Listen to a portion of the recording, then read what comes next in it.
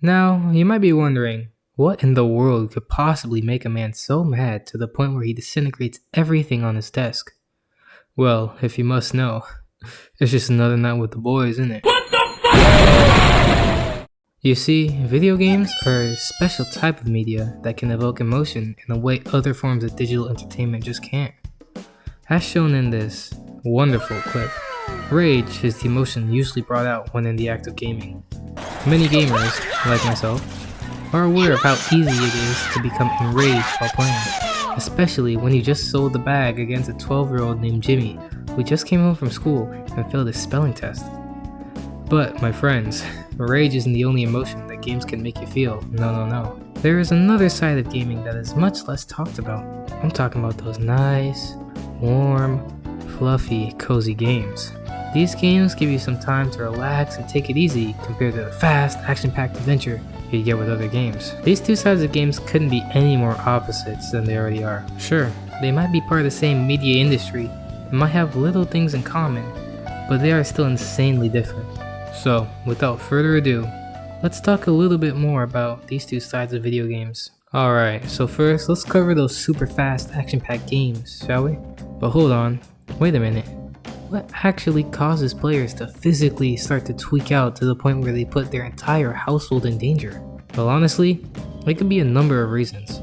I mean, it could just be the skin of a Fortnite character doing silly dances, or the 15 squeaky-voiced 12-year-olds in your party screaming at the top of their lungs all at the same time. But I believe the main reason is a person's inability to complete a challenge presented to them, especially one from another player. What do I mean by this, you might ask? Well, as you might have heard multiple times from getting dogged on by little Jimmy, you do in fact have a skill issue. I mean, in most competitive games, being good is quite literally how you play, and if you can't compete on the same level as other players, then you're gonna lose a butt ton, and it's that inability to compete that causes anger. And the more you lose, the more that anger builds up to the point where you physically hurt the next person that you might come in contact with. This pretty much applies to all games of this type.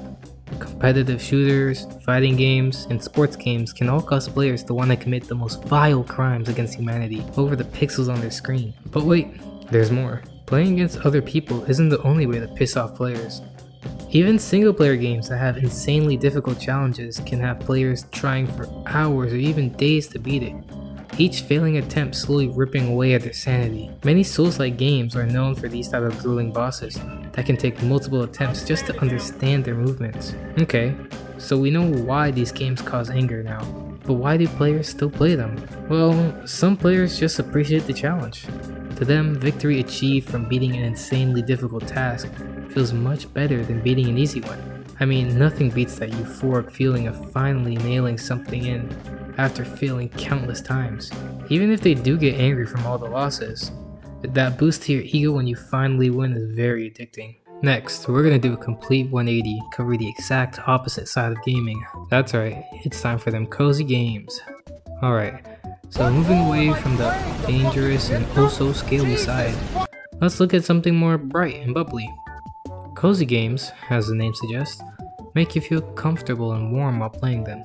Although they are also games, they bring out a completely different feeling. They aren't meant for you to be in the gamer position for hours on end with a fast and stimulating playstyle. In fact, they do the exact opposite, letting you be relaxed and laid back.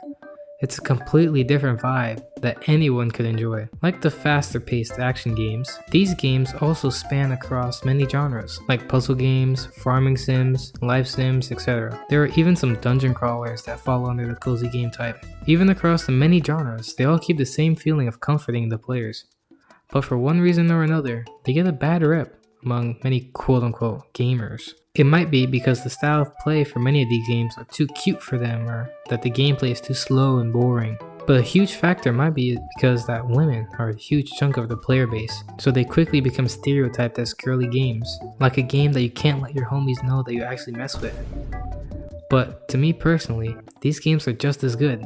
Like, I'm sorry I don't want to get shit on by 12-year-olds every time I'm looking to enjoy a game. There's nothing wrong with playing a game with the sole intent of being able to wind down after a long day. And yes, the cute style is dope as fuck. You can't tell me otherwise. It doesn't make you any less of a man to mess with cute shit. Even the most masculine men need to relax once in a while. Okay, we've talked a lot about cozy games and action games, but what about the games that are neither? Games that don't care about high intensity action, or soothing and calming gameplay. Games that don't leave you enraged, yet don't calm you down either. To me personally, these games tend to be much more interesting as they mess with your mind in a different way. Two of my favorite games of this type are Doki Doki Literature Club and ED Streamer Overload. They both share the genre of psychological horror. The way they play out also differs though, as they both are pretty easy in terms of gameplay mechanics, but it's their stories that really hit hard.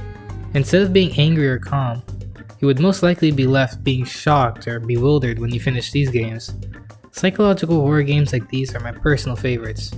Other games like these two are less action based and more story driven with darker themes that hit hard as you play them, but these are just the ones I like. There are a ton of other games that don't fall into either category of being highly intense or calming. Whew, that was a lot. I think it's pretty obvious at this point that these two genres are extremely different. I mean, one is meant to calm the nerves and the other stimulates them. But at the end of the day, these two do share one common goal, and that's to entertain the player. So it doesn't really matter which ones you play as long as you enjoy it. And that's not to mention that there are games that just have both of them in it. There are plenty cozy games with combat and action implemented in them. And there are also high intensity action games that can be calming and soothing as well. I mean, in most games, there are more of elements than just being labeled as an entire genre. So yeah, in the end, this video didn't even matter. I just wanted to waste your time. And if you made it this far, you literally gained zero knowledge. But hey, at least this video was under 10 minutes, so it isn't a huge loss. You'll be fine. So yeah, the key takeaway is just play games you like.